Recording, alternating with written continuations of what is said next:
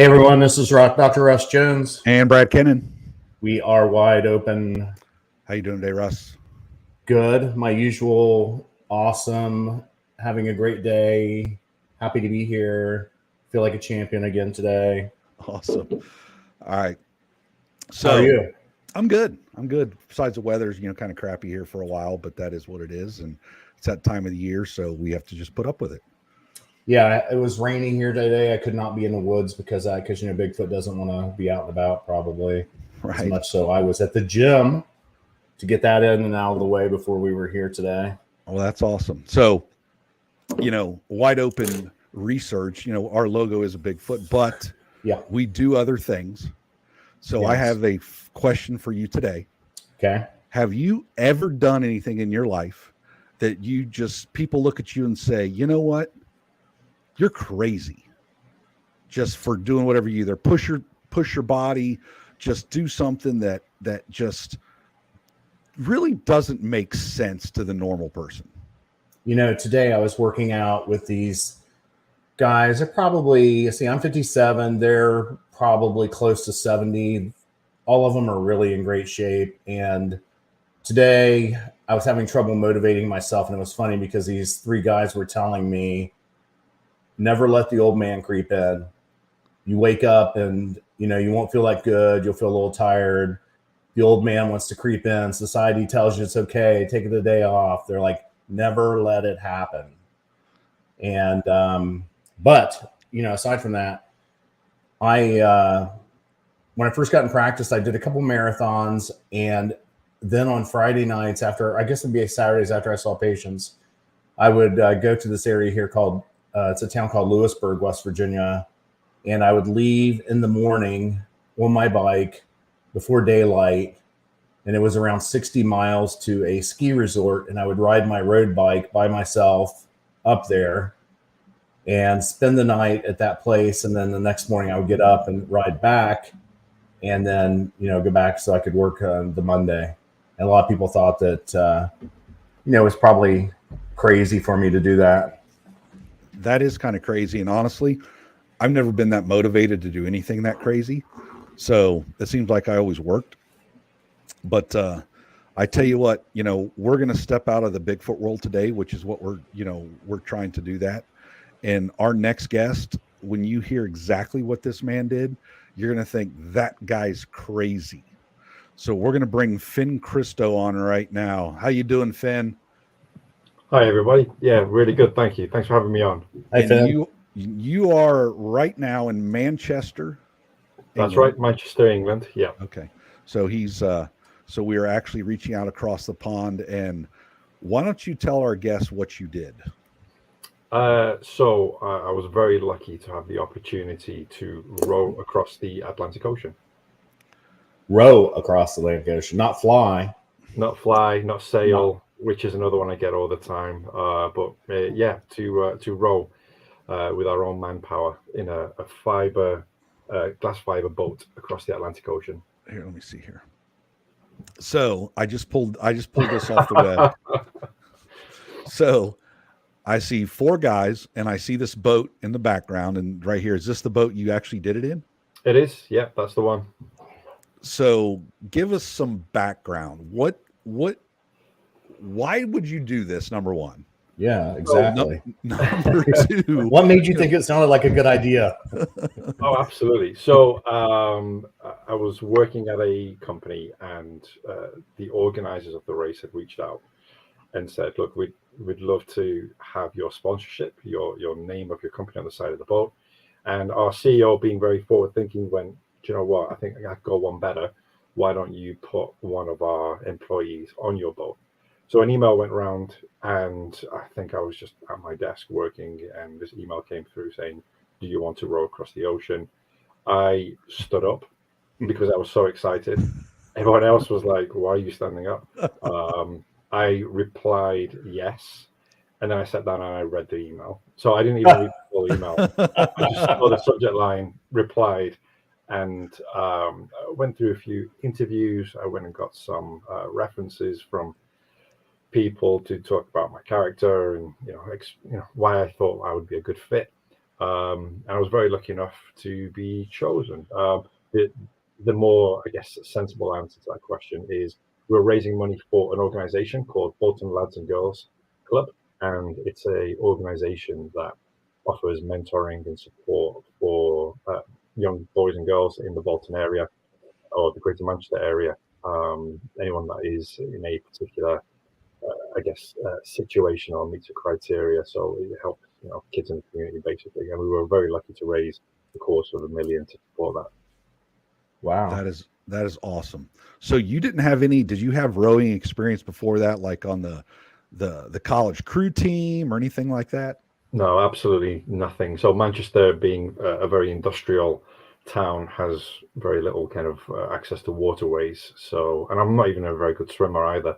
I think my first actual row was on a rowing machine after getting selected. So it was nothing I knew anything about. And then obviously the 2-year prep meant that you had to learn as much as possible in as short amount of time as possible. Okay, so email comes out, you get interviewed, you say, I'm going to do this. And you just said 2-year prep. Did I just hear that right? That's right. Yeah. So it didn't feel like 2 years. It flew by, but it's a lot of conditioning work. I'd never done any kind of endurance training. I didn't know how to navigate. I had to go to night school to essentially learn how to be a sailor more than anything else. And then it was a lot of getting to know the boat, the equipment, contingency plans. So it took about 2 years to get up to speed and be comfortable. So this just wasn't just like, hey, here's a GPS, we're going that way. Put in Canary Islands to would you say the Caribbean, right? Yeah. So 3,000 miles. That's right. Yeah. And you just didn't put in a GPS and said, well, guys, let's start rowing. Did you like have to nav by the stars and use sextants and all that kind of stuff just in case your electronics went down? So we did the course, and the course was a legal requirement for being part of this race. But worryingly enough, after we actually got there, it is very much like setting up a TomTom or a GPS device. This is where I am. This is where I want to go. Here's 20 or 30 waypoints. You plug that in, and you don't touch the machine again. So it was relatively easy to navigate, I'd like to think. Yeah, so there wasn't any kind of stellar cartography or mapping the stars or anything else like that. Okay. When was the first time that you met any of the other guys that you're going to do it with? I think it would have been the week after, and that was a very formal interview setting, and they must have seen at least 20 or 30 people that they had shortlisted. And me wanting this more than anything else in the world, went in suit and tie, pocket square, 3 letters of recommendation, and just treated it like the most important job interview of my life. So I had to ask, you're there with these 20 other people. Did you look around and there were some people that you're thinking there's no way they were going to be able to row across the freaking ocean? Like there was people that were not in shape, they were not fit. Was there any of that, or these were fit people? It sounds incredibly conceited, and apologies if it does come across this way, but there was never any doubt I wasn't going to be doing this. And it was just one of those things where as soon as I saw the email, it just almost clicked. I'm doing this. So I didn't really take notice of anybody else in the interview process, if I'm completely honest. Just one of those very rare moments in my life where you just know with full certainty that that's for you. That just boggles my mind, because I've been like, yep, row across the ocean. No, they're serious. They want to row, not just like take a boat across the ocean, row across the ocean. I would have been like, next. So how many hours, besides it took you, what'd you say, around 8 weeks? You said something about 67 days, I think. 59 days. Yeah. 59 days. So the world record sits around 35 days. And we were very confident in our abilities. And unfortunately, it was just one of those things where everything that could go wrong did go wrong. So we ended up being out there for 59 days. But the shifts are 2 on and 2 off. So 2 of you are rowing and the other 2 are doing things like checking the water maker, prepping food, cleaning the solar panels, and then every chance you can, just get your head down where possible. So sleep deprivation kicks in pretty quickly. I was going to, I mean, so you guys never like really stopped then?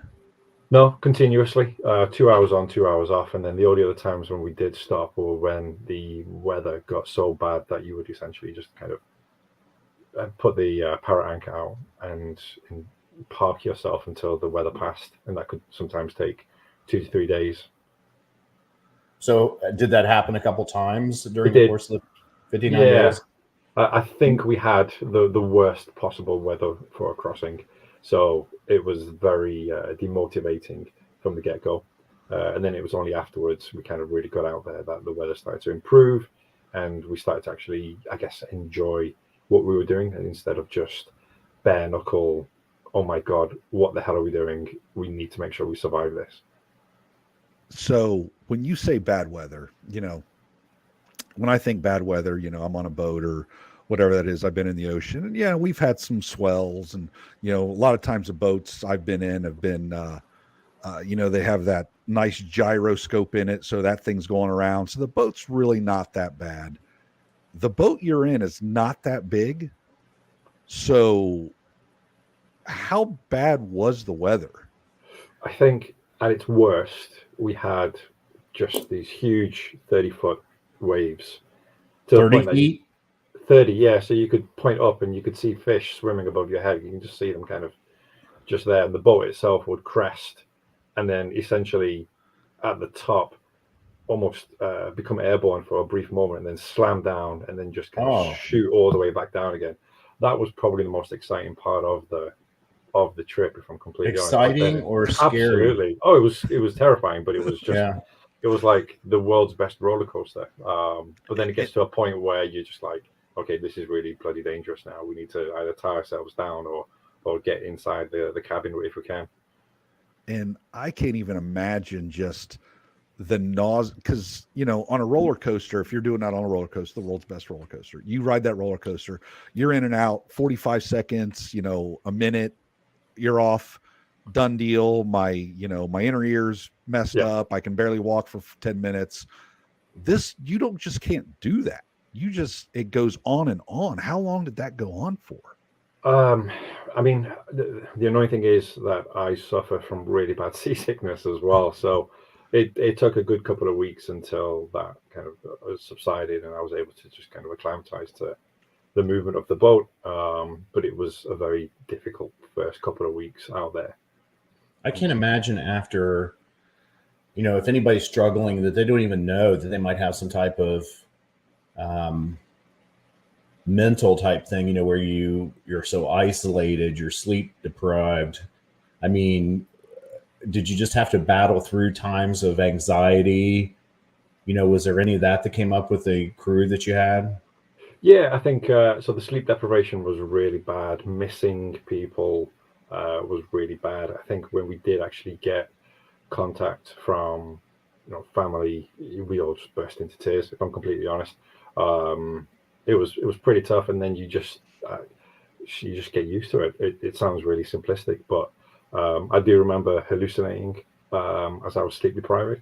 I remember it was like 3 o'clock in the morning, and I was just roaring, and to the left of me, I just saw 2 people just kind of stood there watching in the dark, which was a little bit unnerving. But you just kind of that's not real. I'm definitely imagining that, and you just carry on rowing. More than anything else, but the body starts to break down a little bit. The salt water eats into everything, and then because you're rowing for 2 hours at a time, you start to develop sores on your ass, and your hamstrings, on your feet as well. So there's a lot of kind of self-care you've got to do after that to make sure they don't become infected or get worse, basically. So at some point, you weren't seeing other boats, you weren't seeing anything. What was the longest that you went without seeing, some form of civilization? I'd say it was pretty much from day one. You can kind of see a few people around you, some of the other competitors, and then after that, it's they're gone, and you can see them on the GPS, or you can hear them on the radio, and it sounds like they're just around the corner from you, but you won't be able to see them after day one. And then again, I think it was the penultimate day, we could see Antigua. I could see cars driving on the mountainside, and that was day 50, day 58, and then obviously you start getting closer to day 59. So yeah, didn't really see anybody else between there. When that happened, I can imagine just the amount of joy that probably was in your body at that point in time. I'd say it was more impatience than anything else. I mean, we knew we were going to get there. Right. We were going to get there, but at the same time, it was kind of like, oh, this is torturous. I can see people driving home from work. I can see people driving to bars and to restaurants and going home and having a hot shower and being able to lie down on a bed. But we're a good 2 days away from there, or a day and a half away from there. So it was kind of, you kind of want to avoid it a little bit, which was good because you're rowing with your back to it. Oh my gosh, that just that thought alone, just not having a hot shower for 2 months would be just drive me, because you're right, that salt water, I can imagine the salt water gets on your skin. So as soon as you go to the ocean now, you go up to the hotel, you turn on the little spigot, you wash it all off, and you feel great. Yep. Or you go get a shower and get the sand out everywhere. But I can't even imagine that feeling. Yeah, I think you basically can't get dry. And you don't even, after a few days, you just don't even try. There's no way for you to get dry or stay dry. And yeah, you just get used to it, I guess, more than anything else. Was there a point that you thought that you might not make it?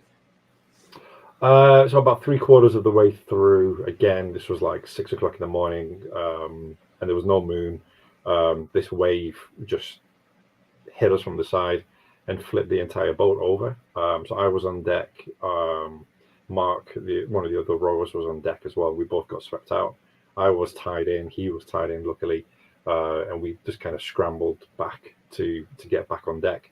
It's a self-righting boat, but I got pushed between the stanchions and the spare oars. Broke a couple of toes, which was great.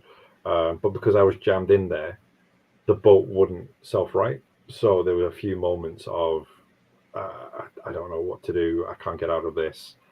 And then just feeling the water kind of in my nose, in my mouth, and then start choking on it. And then I remembered I had the safety jacket on, inflated that. That gave me enough buoyancy to right the boat, crawl out, and then very, very carefully count my lucky stars. So that was probably the only time where it was, the closest I'd come to, I might not get out of this. But other than that, the rest of the trip was fine. Can imagine the guys that were asleep for their 2 hours of rest, what that must have been like when that wave hit them unaware. Well, one lad was eating his breakfast and he ended up wearing it. So okay. He came out afterwards and was like, what the hell's going on? Okay. But yeah, no, it woke them up, and we, for a good 6-7 hours, we were completely, stopped. What have we lost? What do we need to fix? And then just having a little bit of a break to be able to, I guess, digest and process what had just happened. So you were eating breakfast. I assume that you probably had no stove. You're not eating, scrambled eggs and bacon every morning with a big glass of milk and some orange juice. For number one, how much weight did you lose, number one? So I was about 70 kilos before I started, and I ended up being about 54, 56 when I got off. So that's 2.5, 30. Oh, sorry. Yeah. That's 30 pounds, right? Approximately. I'm not sure, but that sounds about right. The annoying thing is, even though it took us 2 years to prep for this, we took lots of gas canisters, but we took the wrong attachment. Oh, no. So we had no way of heating up our food or our drink.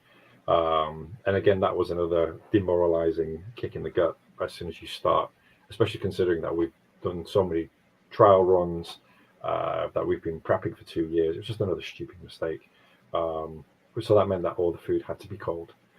when Brad told me that we were going to be talking to you, that was one of the first things I was thinking about is, the calories that you have to, when you're exercising like that around the clock, that you have to consume. A lot of times people aren't that attentive to it. So if you're not eating all the time, then you can get in a deprivation before you even really realize it.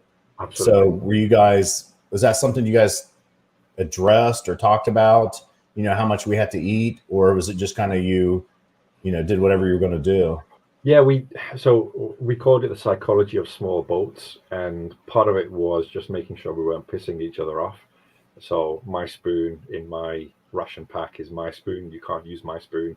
And if you're going to sort a ration pack for yourself, you'd also sort a pack for everybody else, and just that kind of these shared values that kept the boat going.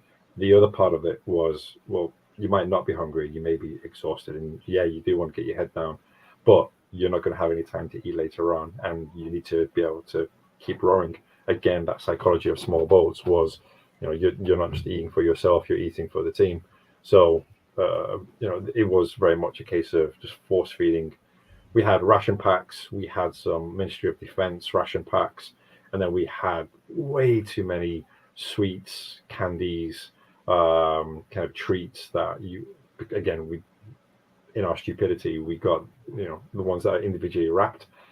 You can't do that when you're rowing, so you just end up eating the whole thing, packet and all. And Really? Yeah, absolutely. Wow. Yeah, good roughage. Without getting too graphic, but again, you eat when you can, and a lot of these ration packs are quite calorie dense as well. There was some talk about catching fish, but after the first 2-3 weeks, we were like, yeah, I'm not catching any fish. Let's just get the hell across this thing. Well, Is this you had no way, pack? you had no way to cook it either, right? That's the other thing as well. Yeah. Okay. No way of cooking it. So is the calorie pack kind of like over here racers use, like they call it goo or something like that? It's just like this, packet that has a bunch of slimy peanut butter consistency stuff, and they just kind of squeeze it in their mouth. So we had some of those, but it was more like if you got a packet of like almost dried pasta, you just add a cup of water to it, ideally hot water, seal the packet again, wait for a few minutes, and then it's something like beef stroganoff or mac and cheese, and instead it was just cold sludge. So like a meal ready to eat, just pretty much, yeah, like an instant. Except for you had no heat because of the situation with the gas. We had a can of ham that we opened up on Christmas as a bit of a treat for us, and that was incredible. But other than that, no, we lost a lot of weight. So you left. It was in December of some sort, right?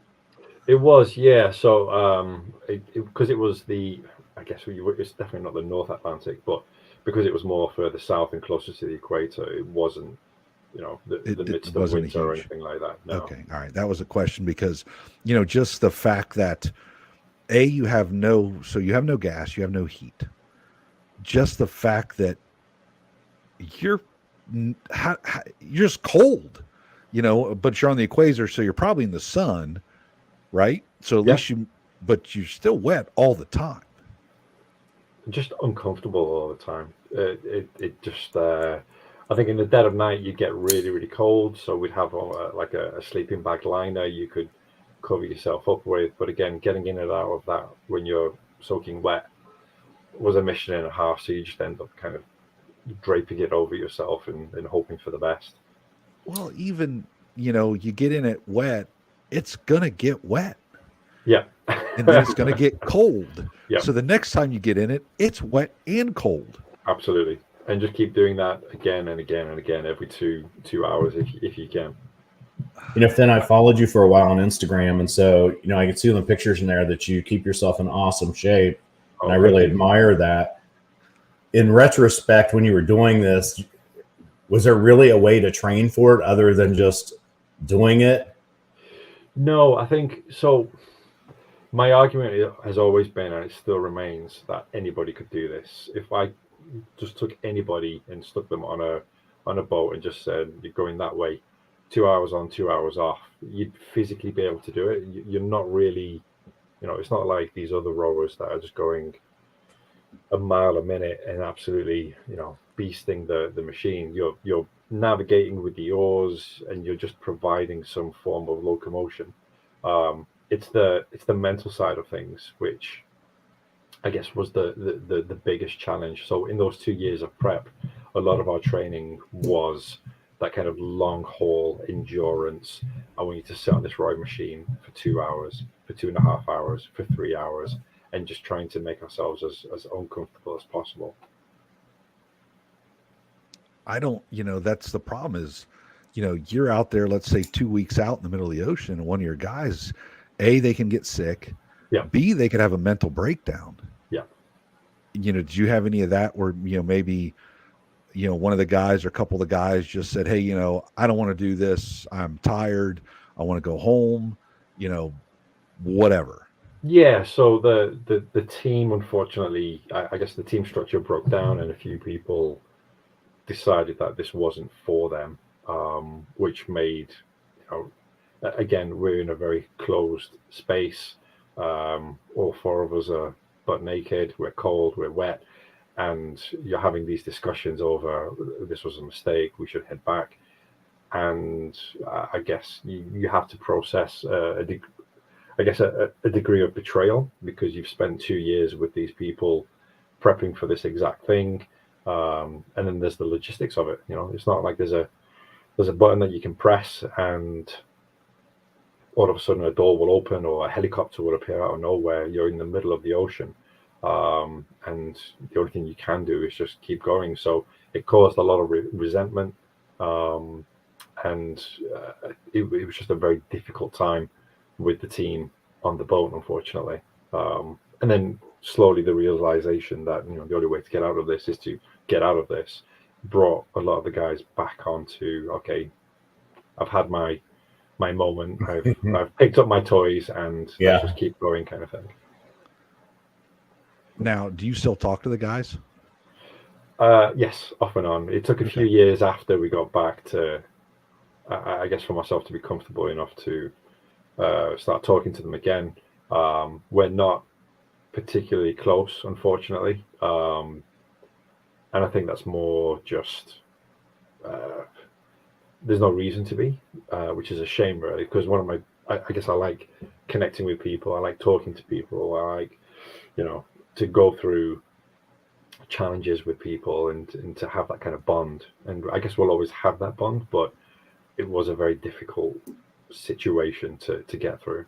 Now it's kind of different too. You have 4 guys that have been picked by somebody else. It's not like 4 buddies say, hey, we're going to do something wild and crazy, and we're going to row across the ocean or whatever it happens to be. They pick the people who they thought would be motivated to do it, but of course there's always personalities, and I'm sure that it wasn't very long into it that you were already thinking, do I have to row with this person all the time, or I wish he would carry his weight, or whatever.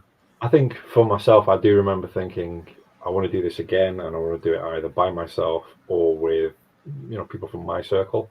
But the team were the team. So it was just one of those things where, again, the psychology of small boats means that you have to accommodate other personalities and figure out a way of making it work. The clearest thing I think about is like a Navy SEAL. So sleep deprivation, you're in the water, you're doing all these physical activities, but yet they can walk over, ring a bell, and go home. Yeah. You can't do that. I mean, this seems like hell week for 6 weeks. Maybe not as bad, but the storms. Can you imagine that? Like, it's dark, you can't see anything. How you have no perspective. You probably can't even see the waves coming at you. No, you can't. And I've always been fascinated. I mean, the example you used there of the Marines and Hell Week, I seriously doubt I'd be able to do anything like that, because the option would be there. Whereas once you're on the boat, you're on the boat. There's very little chance of you being able to get off it. So it's almost, even if you wanted to ring the bell, you wouldn't be able to, because there is no bell there, I guess. Right. Correct. That's what I'm saying. That's, you never had that choice. It's either the finish line or that's it. Yeah. Period. Yeah. So now I know, I've, since we've kind of become friends on, I don't know if say friends, but, we do contact Absolutely, each other all the time. So, I do watch what you do. And I'm amazed because you usually you go mountain climbing still and things like that. So Yeah, so wild camping, mountaineering. I was going to say it's a little bit less common here, the wild camping in England, because it's illegal. But wherever there's an opportunity, me and my buddies seem to be able Wait a to find minute. What do you somewhere. mean it's illegal? So in England, you're not allowed to wild camp. You are in Scotland, but you're not allowed to in England. So if you are going to wild camp somewhere, it's usually done under the cover of darkness or with the explicit permission of the landowner. So is there parks there, like a national park like we have, and we'd say we're going to go to? Yes, yeah. So you'd go to like Sherwood Forest, for example, or the Peak District, and then you would just kind of hang back, wait for it to get dark, and then find a good secluded spot and set up camp there. If you did go to a camping site, it's one of those places where it's just full of trailers and kids running around and screaming and PowerPoints for every pitch. So it's a little bit different. Gotcha. So it's not, here, Russ lives in West Virginia, which is how many acres of rural land? Well, let's see. A lot of the counties just have,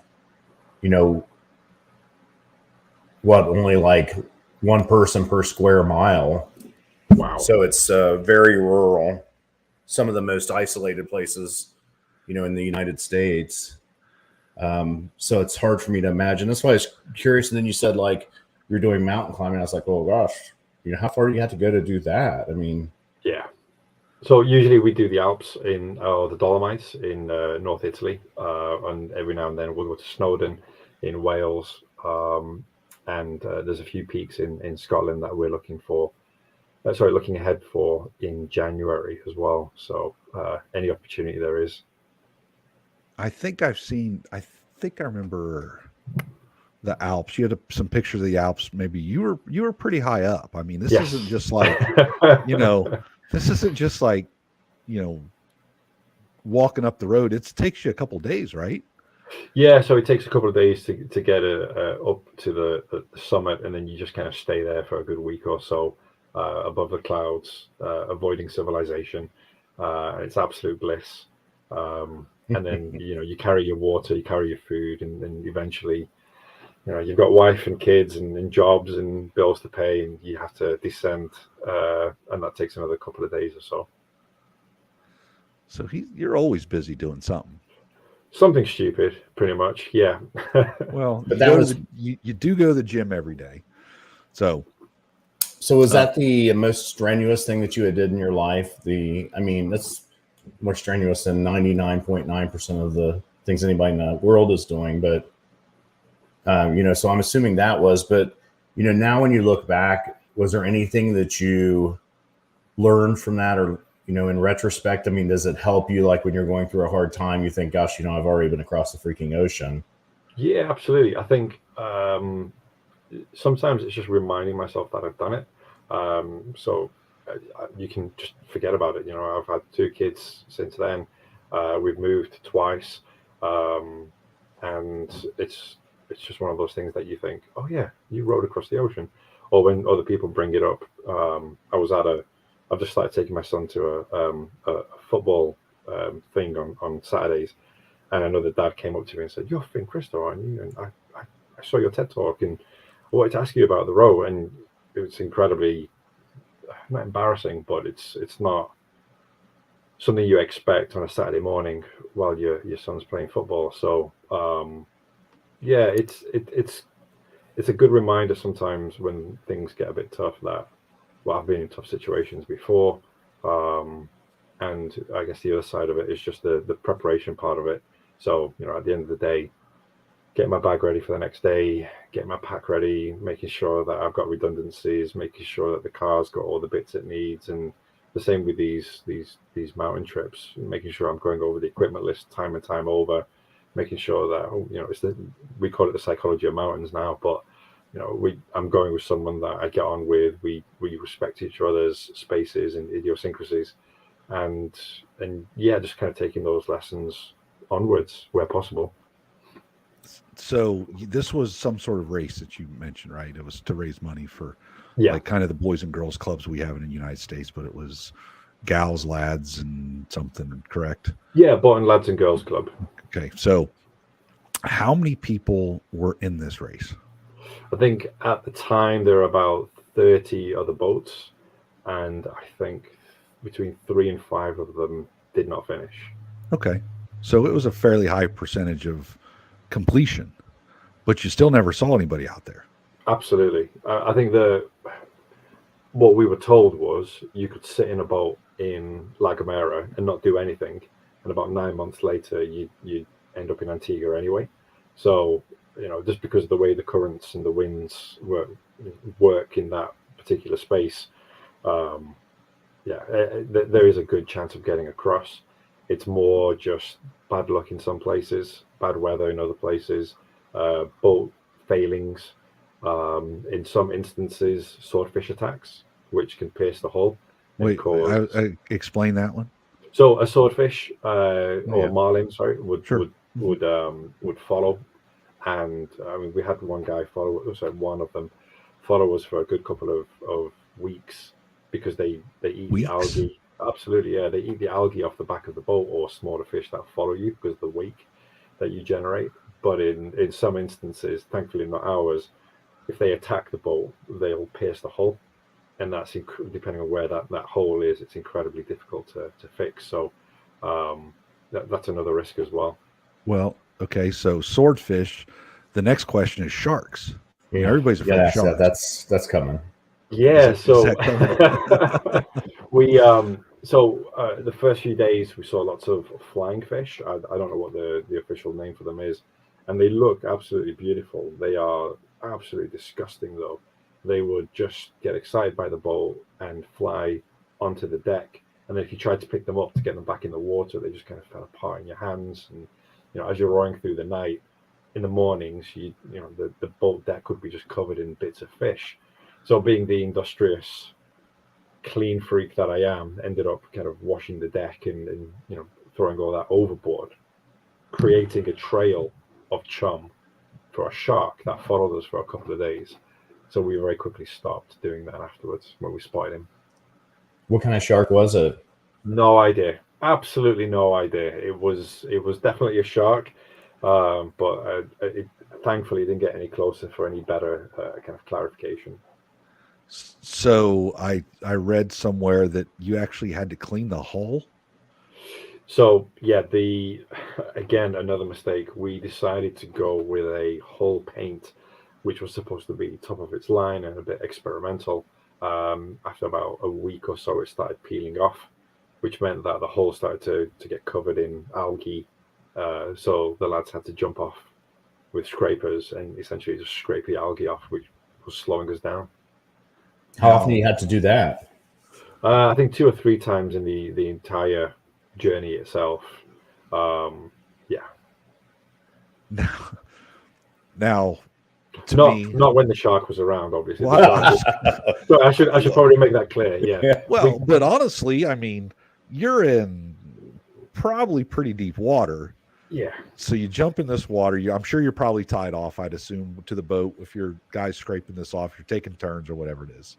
Yeah, I had enough foresight to stay on deck with this and just kind of be the shark lookout. So okay. Yeah. That would be the problem I have. It's not up here. It's like, what could possibly be down there? Because you see all the videos and the sharks jumping up and all that kind of stuff. And I know you're not in South Africa, but that would just not be. So I think at one point, the best part was just a whale that was very curious about what we were, and it swam directly underneath us. And that was like being undertaken by a bus, this absolutely huge thing that just passed us by, glided by. And then I think in the last the last week or so, I had a bit of a unexplained experience, which I'm not really clear about now. And it was just rowing at stupid o'clock in the dark by myself, and just having this feeling of something watching me, which I just ignored because I thought, there can't be anything out here watching me. And it just kept, I guess, nagging at me. And you just felt like almost like there were eyes, burning on the back of your neck. So I ended up, looking to my left, not seeing anything. I looked to my right, and as I looked to my right, I don't know what it was, but it put its head back under the water. And to this day, I don't know what that was, because it must have been there watching me for a good while. I don't know what it is. I don't know what it could have been. So Wow. was this head on the end of a neck like a plesiosaur, or was it just like right, like an alligator eyes looking at you? If you told me there was a swimmer swimming alongside the boat and he popped his head out to see what I was doing and was watching me, that was probably closer to it. Head, forehead, nose, eyes. Other than that, I don't know what it is. Mermaid. I hate to say the word, but that's what I told the kids anyway. A mer thing. Yeah. When you were saying it, I was thinking something like, a seal or a sea otter or something like that, but I'm not sure that they actually get out in the, they're so vulnerable to predators that I'm not sure that they would be out there where you were. I think the more logical, if I could paint a picture, it would look like a seal, eyes, dark, mouth, but we were so far out. I don't think seals do go out that long, and if they do, then they're not that quiet. So yeah, to this day, I'm not entirely sure what that was. So that was the only other, I guess, bit of life that I managed to catch a glimpse of as I turned my head to see what it was. So, yeah, that would have freaked me out for sure. Did you wake anybody up or anything at that point? No, because there's already supposed to be somebody out there with you, and apparently he was not. Yeah, I was by myself, so it's just one of those things where you kind of go, what if I wake the guys up while they're resting to tell them that I possibly saw something a bit unexplained and bother their rest, then it's not going to go down well. You're like, I can tell when they get up. Yeah, pretty much. Yeah. So that's going to be the sound clip we're going to use for this whole thing, right?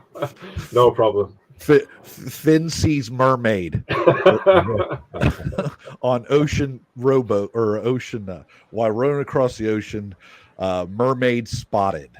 If that works, I've had a look. There's a story by some Japanese sailors about this creature, which fits the description. And then I guess the only other thing that I've seen that is closer to it is something called a goblin shark. But again, a goblin shark doesn't swim alongside you with his head out of the water either.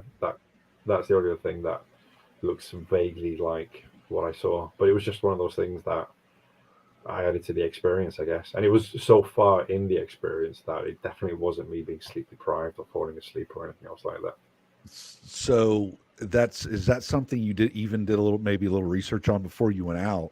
Absolutely. Thinking, what are we going to see? Are there, what happens if a whale comes up? What happens if a shark comes up to our boat? All that kind of stuff. Yep. So sharks, we had a shark knife on deck. So that was there ready to be used if we needed to. What is a shark knife? Literally just a knife with a rope attached to it on the deck. So if we ever did get attacked by a shark, we'd fight back with probably the shortest, bluntest knife known to man. Dolphins, we saw quite a lot of those, which were great, but they never came too close. The whale, I think the only worry was a risk of capsizing if it had beached us. But that was pretty much it. Loads of birds on either side, and then nothing much in between. Yeah, that's pretty much it, really. Loads of shooting stars. We rode through a rainbow during a storm, which is a very surreal experience. Lots of meteors. But that's pretty much it, really. Yeah. Other than that, it's pretty barren. I was really surprised by the swordfish eating the algae. I had no idea about that, and I had no idea that smaller fish would be coasting along because you were creating, a jet stream for them to, it's pretty interesting that way. Now, I bet you there's no light pollution out where you were at. So the stars, the galaxy, the Milky Way, whatever, was absolutely amazing. I'd love to say that was the case, but it wasn't, only because of the salt spray. Really? Yeah, that was really disappointing. I mean, you could see the stars, and it was definitely clearer than it is, stood outside my front garden in Manchester. But it wasn't I guess That what would you aha call it? moment of, Absolutely, yeah. I I got think you. the bioluminescent algae in the waves, that was probably a bit more awe-inspiring. So as you're rowing, the oar hits the water, and then the algae reacts. It's kind of like a blue glow that it creates. So that was pretty cool to watch. But yeah, no, the night sky was a huge. I hate to say it, but it was a huge disappointment because I was expecting, this celestial dreamscape above me, and it wasn't the case at all. Wow. I'm curious, Finn. You said that you did a TED Talk. And a lot of times I find those motivating myself. When you did your TED Talk, what did you talk about? So my argument was that anybody can row the ocean.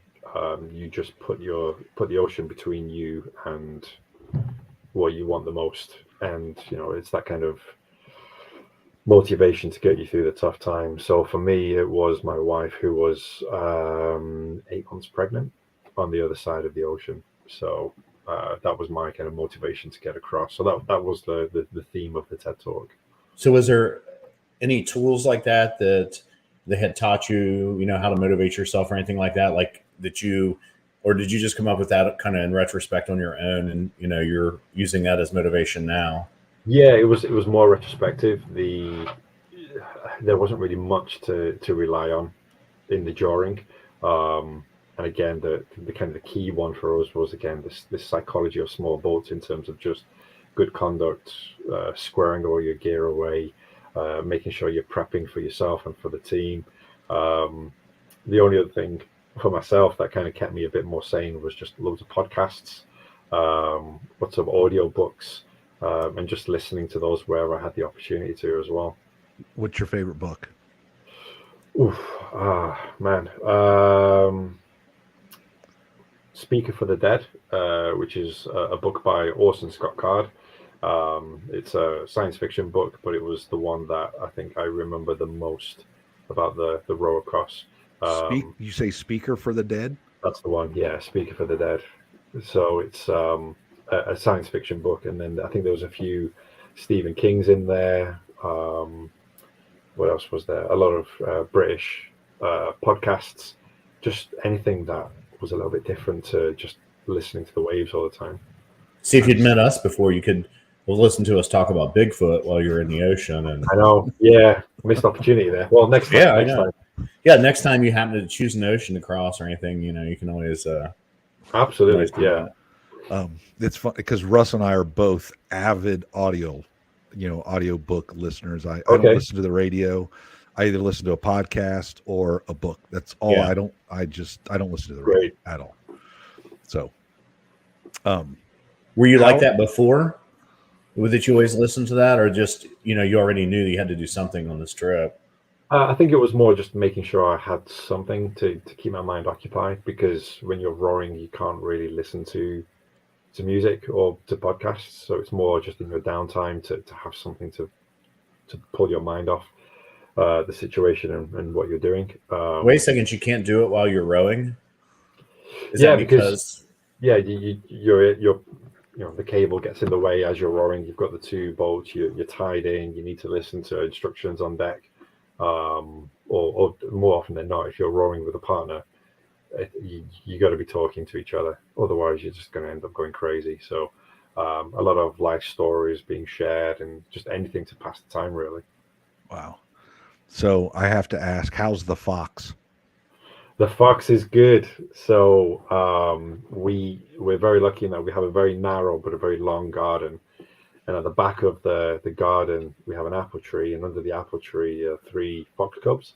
So I've been feeding them since January, and then one of them, I don't know what he's done.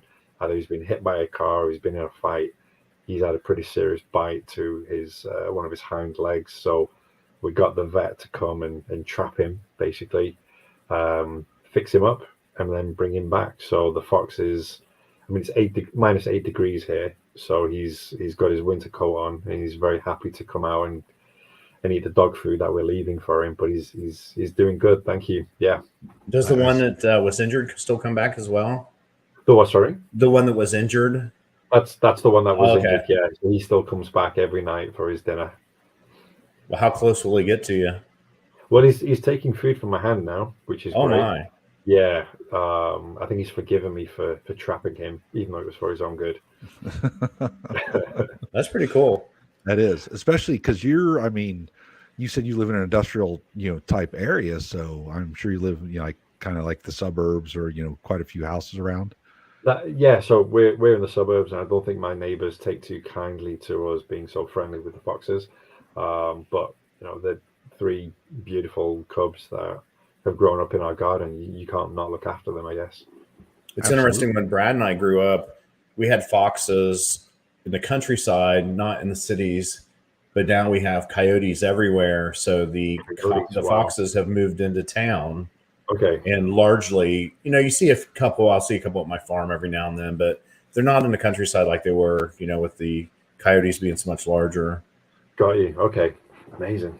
Yeah. Yeah. Do you guys have coyotes there? No, we don't. No. Okay. No, I don't think. Yeah, I'd have to go change my underwear if I saw a coyote in Manchester. It's they're everywhere here now. You see them constantly. Yeah, they live in cities. They live in New York. They live in Chicago. Wow. Okay. Yeah, they travel in the rail lines, come in town to eat people's pets and eat easy food.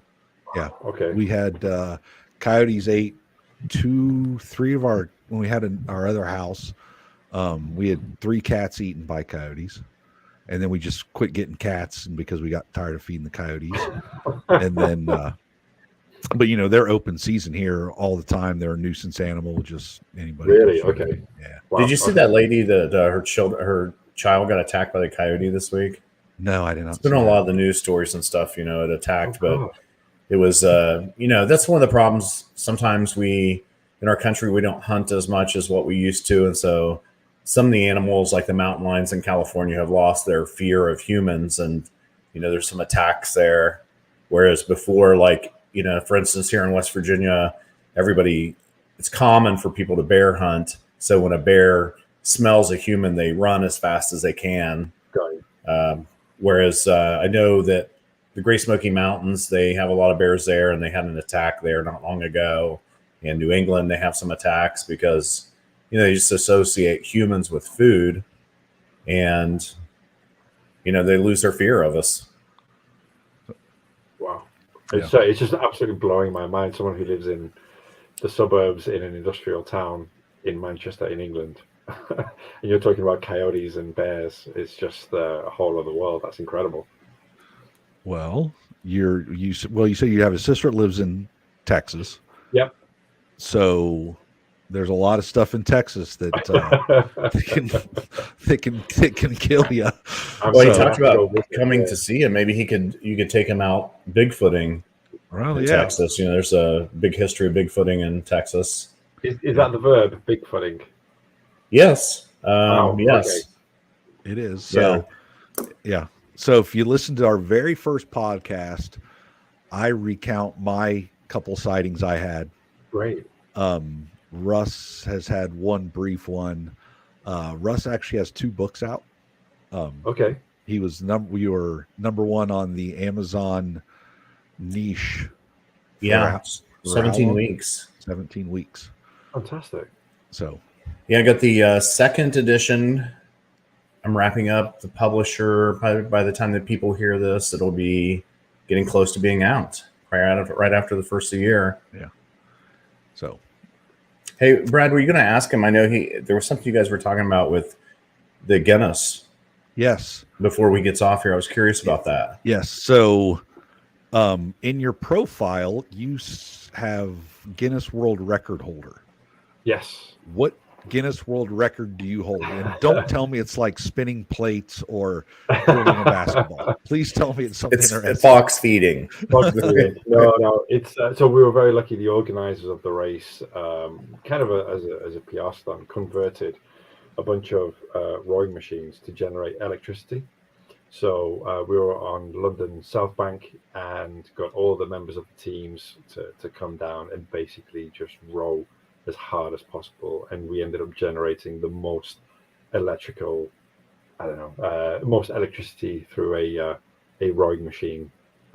So a very niche kind of accomplishment, but we ended up all getting, certificates, which we've framed and put up in the hallway for the postman and the Amazon delivery driver to see when he drops the parcels off. Well, I figured it would be right in your office hanging there somewhere. So it used to be.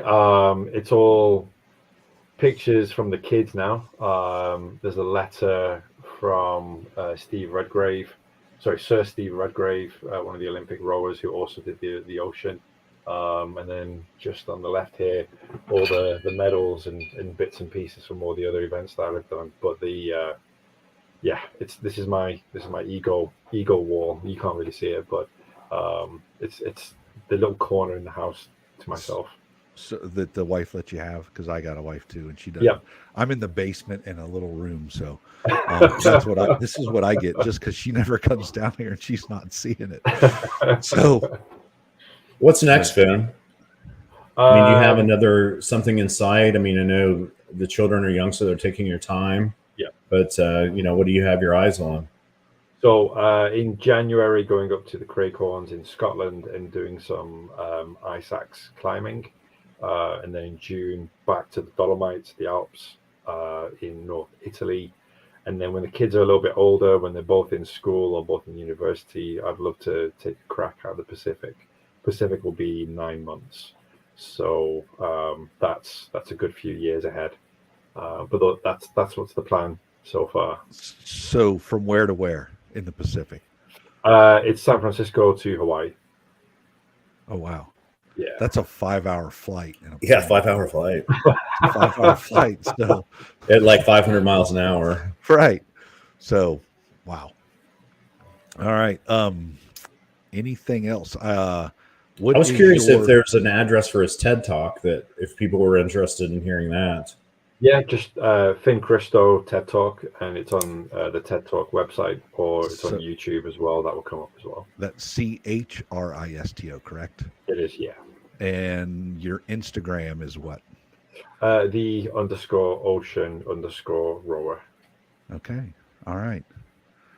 You got that right? Well, anyway, Russ. So, Finn, it was great to meet you. I really appreciate you coming on. Yeah. No, thank you very much for the invite. It's great to talk to you both. You're a very interesting person. Thank you very certainly much. Somebody that, motivates us, to hold our standards a little higher, maybe accomplish things that, we wouldn't ordinarily think of. I appreciate that. Thank you very much for those kind words. And I appreciate you. I know, the kids probably getting to bed, and so are going to have to jump off and get to them. So I appreciate it. Anything else, Russ? No, sir. All right. Thank you very much, sir. And great to talk to you. We will talk to you. All right, Russ. That was very interesting. Yeah, my word for the day is don't let the old man creep in, right? Exactly. And I don't think Finn's going to be one of those. No, I heard David Coggins the other day, and what's he say? What's his line when somebody says, my leg hurts or my back hurts or my foot hurts and I don't want to do it? Just don't be a bitch. Yeah, he's a pretty amazing man in himself. What was his name? It was something or other. Unbroken or that's not him. That's Unbroken's the runner. Zampese. I'm trying to I can't think of his book. I know I've read it. Yeah. So he's another amazing guy. So there's a lot of interesting people in the world. I think a lot of times when we're having trouble motivating ourselves, we're right at the end of the year here where, it's a time to retrospect, think, am I doing all that I can with my life? Is there something I can do to get a higher quality of life and get in shape? There's a lot of people around us now with the podcasts and books and audiobooks that, we can reach outside our circle And, because they say, you're the 5 people that you're around the most. Sure. And if we're out of shape and not taking care of ourselves, we're probably around 5 people that are pretty similar to us. Correct. So sometimes we have to reach out of our circle. Yeah. And honestly, rowing across the ocean would be definitely outside of my circle. Me too. Me too. So don't, I don't give our current administration any ideas. Otherwise they're going to have a bunch of people out rowing on rowing machines trying to generate electricity for us. So, yeah, I don't know if you saw today, but they're trying to pass where you're not allowed to be above a certain speed in a boat for 9 months out of the year. No. Nonetheless, but anyway, that's another topic. Appreciate everybody with the like and follow. Yep. Wide Open Research Podcast on the Untold Network. What's your website, Russ? TheBigfootDoc.com. We'd love to hear your reports. We kind of specialize not only in some of the motivation stuff we're going to do, but hearing people that haven't had a voice with their encounters. wideopenresearch@gmail.com. If you just want to drop us an email, that's fine too. You can find Russ on Facebook, Instagram at Wide Open Research. So Twitter. I don't do Twitter, so you do Twitter. Yeah. Bigfoot _doc. So just do Bigfoot Doc and you will find me on Twitter. I only post about Bigfoot stuff on Twitter. So okay. A lot of the research and findings and pictures and whatnot are on there. Okay. All right, Russ. Until next time, my friend. That's a wrap.